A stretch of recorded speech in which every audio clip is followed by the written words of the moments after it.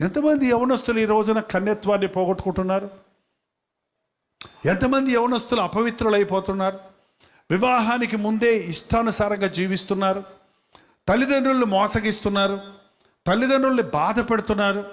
మీరు ప్రార్థన చేసేవాళ్ళు అని చెప్తున్నారు, యేసుప్రభు నామాన్ని పెట్టుకొని ఉన్నారు, కానీ వ్యక్తిగత జీవితంలో నాకు గర్ల్ ఫ్రెండ్ ఉంది, బాయ్ ఫ్రెండ్ ఉంది. అదేంటండి?